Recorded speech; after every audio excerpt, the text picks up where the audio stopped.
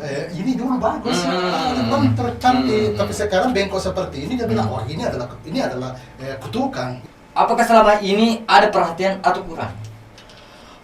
Terkait dengan perhatian, tentu yang kebanyakan terjadi adalah perhatian ceriti, perhatian kasihan.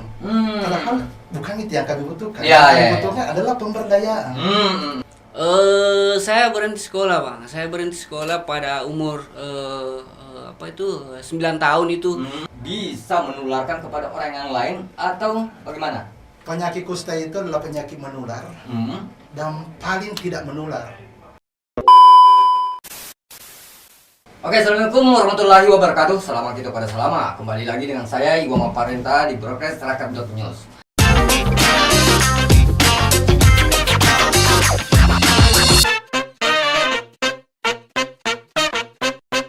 Kali ini kita sudah kedatangan tamu dari teman-teman Permata, Perhimpunan Mandiri Kusta ya. Ya. Nah, kita sudah kedatangan dua narasumber, ada Deng Kadri dan ada Deng Resa. Siap. Deng Kadri ini merupakan wakil ketua Permata Nasional. Sementara Pak Resa merupakan sekretaris wilayah Bendahara, merupakan bendahara Sulawesi Selatan ya. Iya. Oke. Saya sangat tertarik dengan topik yang akan dibahas ini. Seperti tadi kita sebut, teman-teman ini dari Perhimpunan Mandiri Kusta, berarti bergerak di orang yang pernah kusta. Mungkin pertanyaan awal seperti ini. Apa sih kusta itu? Iya. Mungkin yang lebih tua kita tuakan dulu yang bisa mengulas. Ya, terima kasih. Kami telah diundang untuk datang di sini berbincang-bincang terkait dengan penyakit kusta, penyakit yang pernah saya derita. Nah, ini sekedar untuk menyampaikan kepada halayak, kepada masyarakat bahwa dulu kusta itu diidentik dengan tangan bengkok seperti saya. Betul. Nah, yang sekarang ini yang perlu kita luruskan bahwa kusta itu bukan tangan bengkok. Kusta itu gampang sekali untuk mengidentifikasi dan gampang untuk diobati. Kusta itu ada bercak di kulit, disertai kurang rasa atau mati rasa. Kalau diobati pada saat itu, maka dia sembuh seperti Adinda Resa. Oh gitu. Tapi kalau terlambat diobati, ya tangannya bengkok seperti saya. Bahkan ada yang puntung-puntung. Oh begitu, Pak. Berarti Deng Resa ini juga orang yang pernah ya? Iya. Yang pernah. Dan karena ini kusta seperti ini, anggapan di luar sana masyarakat umumnya masih kurang, mungkin masih perlu diedukasi. Kebanyakan mengatakan kusta itu merupakan penyakit keturunan, bahkan ada sampai mengatakan itu adalah kutukan. Iya. Iya, benar. Mungkin bisa sedikit dipaparkan. Itu yang betul sekali, karena kan ini adalah kusta adalah penyakit menular yang disebabkan oleh kuman. Nama kumannya Mycobacterium leprae atau kuman kusta. Itu menular dari orang yang tidak berobat ke orang lain. Karena orang tuanya yang kena kusta, dia menularkan ke anaknya, sehingga pemahaman masyarakat itu adalah keturunan. Oh gitu. Karena kusta ini bisa menyebabkan organ tubuh berubah, seperti tangan saya dulu yang ini dulu bagus, tercantik, tapi sekarang bengkok seperti ini. Dia bilang, wah ini adalah kutukan, ini adalah guna-guna misalnya. Tangannya dulu bagus, sekarang bengkok seperti itu. Itu anggapan yang sangat-sangat keliru. Ini disebabkan karena terlambat berobat. Sekali lagi bahwa kusta itu sangat mudah, bercak di kulit, disertai kurang atau mati rasa. Berobat sembuh, tidak ada masalah. Tapi kalau terlambat ya akibatnya fatal. Oh ya, selamanya gitu. Oke, begini. Ini Deng Kadri dengan Deng Resa bertemu dalam satu wadah yang namanya Permata. Nah, tentunya ada kesamaan sejarah seperti itu. Mungkin sebelum kita terlalu jauh apa itu kusta, alangkah enaknya ketika dijelaskan dulu apa sih itu Permata, apa sih, untuk apa itu ada. Permata ada karena masih adanya masalah, banyak masalah yang ada. Dan kita berharapkan Permata ini ada menjadi partner pengambil kebijakan, menjadi konsultan untuk pengambil kebijakan, karena permasalahan terkait dengan penyakit kusta tentu orang kustanya itu sendiri yang bisa menyelesaikan. Jadi Permata datang di sini untuk menawarkan kepada pengambil kebijakan, pemangku apalagi namanya pemangku kepentingan, marilah kita bersama-sama berdiskusi apa yang harus kita lakukan, apa yang harus kita benahi supaya permasalahan kusta ini kita bisa selesaikan bersama. Mari kita diskusi dengan pengambil kebijakan. Apakah selama ini ada perhatian atau kurang? Terkait dengan perhatian, tentu yang kebanyakan terjadi adalah perhatian ceriti, perhatian kasihan. Padahal bukan itu yang kami butuhkan. Ya, Yang kami ya, butuhkan adalah pemberdayaan. Kami bisa berdaya ketika kami dibukakan akses, kami difasilitasi, kami pasti bisa berdaya. Nah, itu yang kita harapkan. Jangan cuma apalagi namanya semata-mata cuma hanya charity, kasihan. Itu saya pikir Itulah tujuan dari lahirnya Permata. Bagaimana teman-teman yang pernah kusta itu bisa diberdayakan sehingga diterima di dalam masyarakat. Nah, next, lanjut ketika begini. Dan Reza ini orang yang pernah dan sekarang sudah sembuh. Iya. Nah, sewaktu mungkin bisa diceritakan, waktu masih mengalami penyakit ini, seperti apa sih tanggapan masyarakat khususnya di lingkungannya? Namanya anak kecil pada waktu itu ya cuek-cuek saja. Iya, betul. Tidak menganggap itu terlalu ini, tapi seiring berjalannya waktu saya berpikir ini benar-benar saya dijauhi karena dari kecil waktu umur 10 tahun itu saya kena penyakit kusta itu. Nah, sampai sekarang umur sudah 31 lebih. Nah, dari kecil saya tidak tinggal setelah saya kena kusta saya tidak tinggal dengan orang tua.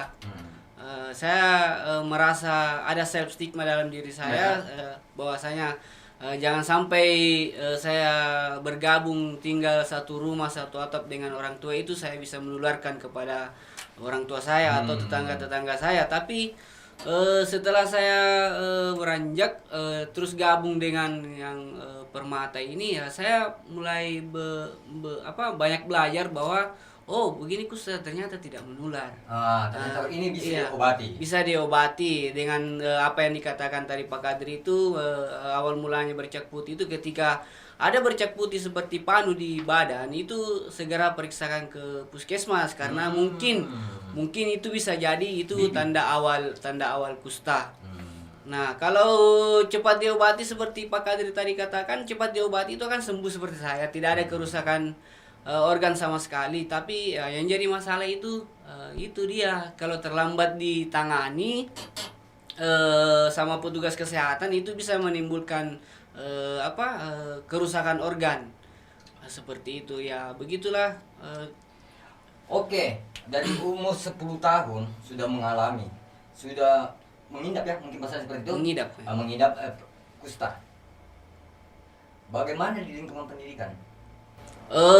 Saya berhenti sekolah, Bang. Saya berhenti sekolah pada umur 9 tahun itu.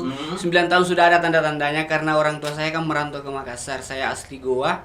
Dulunya kecil saya tinggal dengan nenek. Nenek meninggal, saya diambil oleh bapak di Makassar. Saya tinggal di Makassar. Sejak saat itu saya berhenti sekolah. Sebenarnya saya mau sekali sekolah pada waktu itu, tapi karena melihat kondisi saya sudah mengidap penyakit kusta ini, saya dikucilkan? Iya, saya merasa minder. Saya merasa minder untuk masuk ke dunia sekolah pada waktu itu. Oke, berarti ketika kita bicara pengalaman, umur 9 tahun yang harusnya dulu bangku sekolah, tapi karena minder, karena adanya penyakit ini. Nah, bagi ini Pak Kadri sendiri, bagaimana melihat kondisi seperti itu di zaman sekarang? Ketika ada anak-anak yang usia begitu, apakah mereka harus korbankan pendidikannya? Ya, seharusnya tidak lagi, dan itu juga kerja-kerja Permata untuk bagaimana mengedukasi masyarakat, bagaimana mengedukasi pengambil kebijakan supaya tidak ada lagi orang yang seperti kami. Reza sendiri yang kondisinya seperti mendapat diskriminasi dari sekolah, bagaimana dengan saya yang mengalami kerusakan organ. Saya sendiri tidak pernah sekolah disebabkan karena kusta, sejak kecil-kecil sudah kena kusta. Akhirnya sekarang ini ya bersama dengan Permata, ketika ada anak-anak yang mengalami kusta mendapatkan hambatan dari sekolah, ya tentu kami akan datang ke sekolahnya untuk mengedukasi pengambil kebijakan yang di sekolah, mendampingi adik-adik tersebut untuk bagaimana dia bersekolah kembali. Karena ya kami merasakan bagaimana penderitaan orang yang tidak bersekolah.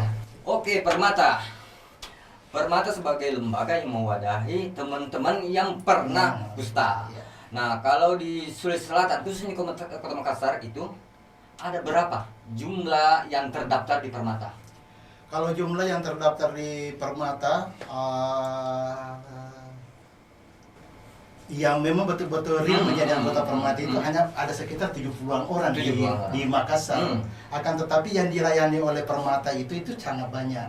Ya, sangat banyak yang dilayani oleh Permata untuk berbagai macam bentuk layanan sosial yang dilakukan oleh Permata terkait dengan pelatihan-pelatihan peningkatan kapasitas apa dan sebagainya, penerimaan diri, sosialisasi, advokasi yang dilakukan oleh Permata. Nah, kebanyakan dari 70 itu kan ada beberapa yang bukan anggota tetap istilahnya, tapi mereka tetap datang untuk meminta mungkin kebijakan seperti apa itu ke Permata. Nah, seperti apa yang lebih dominan yang tujuan mereka datang ke Permata? Tentu yang paling dominan yang datang itu terkait dengan layanan kesehatan BPJS. Ini yang paling undang sekarang ini yang menjadi permasalahan yang sangat dominan adalah BPJS, kebijakan BPJS sehingga menghambat menghambat pelayanan kesehatan kepada mereka.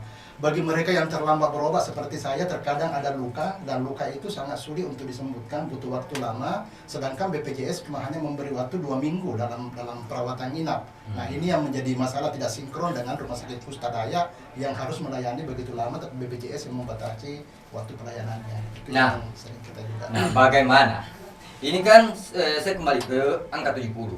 Berarti ada ratusan di luar sana yang tidak terdaftar. Sangat banyak. Sangat banyak. Nah, apakah keberadaan mereka itu bisa menularkan kepada orang yang lain atau bagaimana? Penyakit kusta itu adalah penyakit menular dan paling tidak menular. Saya mengambil langkah-langkah advokasi ini karena itu semua bukti ada saya. Saya. Kedua orang tua saya tidak ada yang menderita penyakit kusta. Anak-anak saya sudah besar semua, sudah selesai pendidikannya. Alhamdulillah tidak ada yang tertular oleh penyakit saya. Saya menikah dengan orang yang pernah mengalami kusta juga. Jadi kalau kita bayangkan anak saya dikandung 9 bulan, menyusui 2 tahun, itu tidak ada tertular oleh penyakit saya. Bukti ini yang saya mau coba jual kepada masyarakat bahwa permasalahan kusta itu sama sekali tidak berbahaya. Yang berbahaya itu ketidaktahuan kita. Bercak di kulit disertai mata rasa berobat sembuh tidak ada masalah. Itu yang ingin kita sampaikan ke masyarakat. Nah, bagaimana dengan ini? Banyak sih saya pribadi biasa kalau lagi berkendara melihat itu yang di pinggir-pinggir jalan. Apakah mereka kategori kusta sampai yang tidak ada tangannya, tidak ada kakinya? Kusta tadi saya katakan bahwa bercak di kulit disertai mati rasa dan cara-cara kerjanya dapat merusak organ tubuh karena membuat tangan sekitar bagian kulit itu mati rasa. Ya, betul. Mereka semua yang ada di jalan itu sudah sembuh dari penyakitnya. Sudah sembuh dari penyakitnya. Hanya karena kondisinya yang memang sudah terlanjur disabilitas itu tidak bisa lagi diperbaiki. Maksudnya untung. Yang yang bengkok ya tetap bengkok. Jadi itu memang realitanya seperti itu. Nah, kalau kita mau berbicara juga mungkin ini tadi penanya ini bertanya juga kenapa ada di jalan? Iya. Kenapa mereka harus di jalan? Kenapa mereka harus di jalan? Di mana pemerintah? Itu yang saya mau jawab. Bahwa sebenarnya dengan mudah sebenarnya kalau kita semua stakeholder mau mengambil langkah-langkah bagaimana mereka bisa diberdayakan, pasti bisa. Mereka bisa bekerja. Binatang saja kalau diarahkan dengan bagus, mereka bisa bekerja. Misalnya, contohnya ada binatang yang bisa disuruh buat sesuatu. Bagaimana dengan manusia? Manusia yang punya pikiran kok. Berarti mungkin Bapak mau mengatakan begini, atau Dengkat dia mau mengatakan begini, kau kemana Dinsos? Gitu ya? Saya tidak berbicara satu lembaga saja, bahwa ini adalah multisektor. Isu kusta itu, isu disabilitas dan isu semuanya adalah multisektor. Jadi semuanya, di manakah semua? Yang notabene yang memang harus memfasilitasi kebijakan untuk bagaimana mereka bisa berdaya, mereka semua. Ini yang semuanya harus tenaga kerja, dinas sosial dan semuanya harus berperan, termasuk juga Pemda, Pak Wali Kota apa dan sebagainya, semuanya sebenarnya harus berperan untuk menyelesaikan permasalahan ini. Nah, mungkin ada yang mau disampaikan kepada publik tentang keberadaan orang yang penyakit kusta ini, yang pernah Ya, yang pertama-tama bahwa jangan ada stigma dan diskriminasi terhadap mereka. Iya. Orang yang pernah mengalami kusta itu adalah orang biasa seperti kita semua. Penyakit kusta itu sama sekali tidak berbahaya. Saya katakan sekali, sama sekali tidak berbahaya. Yang berbahaya itu ketidaktahuan kita. Karena kusta itu sangat mudah untuk diobati. Kesehatan sekarang sudah sangat canggih. Ya, Bercak di kulit, datang ke puskesmas, diobati, sembuh tanpa mengalami kerusakan organ. Tapi ingat, kalau terlambat diobati, Anda akan seperti saya. Oh, gitu. Jari bengkok, jari-jari puntung. Jadi intinya jangan bermasa bodoh. Jangan bermasa bodoh ketika ada bercak di kulit. Jadi ini jangan dihindari bagi masyarakat luas. Terus untuk pemerintah, marilah kita berpegangan tangan. Betul. Dari pemerintah, apa yang bisa kita lakukan? Banyak pemberdayaan bisa kita lakukan. Taruhlah misalnya sudah dimulai diberdayakan di sana, dia bisa membersihkan ruangan, misalnya dikasih suatu ruangan untuk dia bersihkan supaya mendapat juga gaji dari pemerintah misalnya, membersihkan merawat taman, membersihkan halaman kantor apa dan sebagainya. Untuk pemberdayaan begitu, saya pikir sangat relevan sekali untuk mereka. Dan terus ada lagi anak-anak mereka.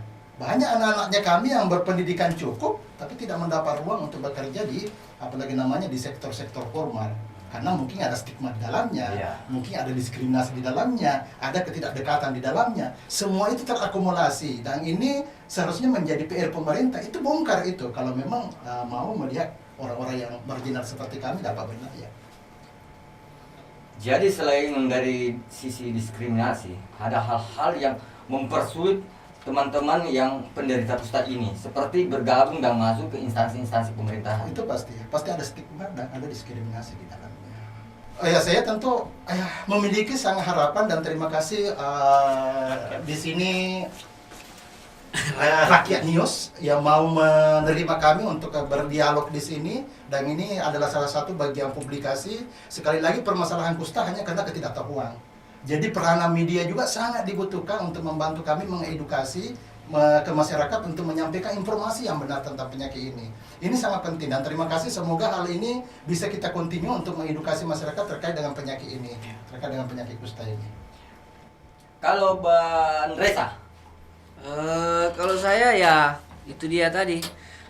Pertama, jangan jauhi orang yang pernah mengalami kusta, karena kami juga kita semua sama. Jangan takuti penyakitnya, tapi kenali ciri-cirinya dan segera berobat. Ya kedepannya semoga pemerintah bisa melihat ini bahwa mari kita sama-sama untuk bergandengan tangan untuk menyelesaikan permasalahan kusta khususnya yang ada di Sulawesi Selatan, seperti itu. Oke, mari kita bergandengan tangan dan jangan hindari mereka, tapi kenali ciri-cirinya supaya kita bisa terhindar. Bukan berarti kita harus menghindari mereka. Sekian diskusi bincang-bincang ringan kita dengan teman-teman dari Permata, Perhimpunan Mandiri Kusta Sulawesi Selatan. Dan saya ucapkan terima kasih kepada Deng Kadri dan Deng Reza yang sudah meluangkan waktunya untuk berbagi dengan kita dan masyarakat umum yang ada di Sulawesi Selatan dan Indonesia umumnya. Wassalamualaikum warahmatullahi wabarakatuh. Selamat kita pada selamat.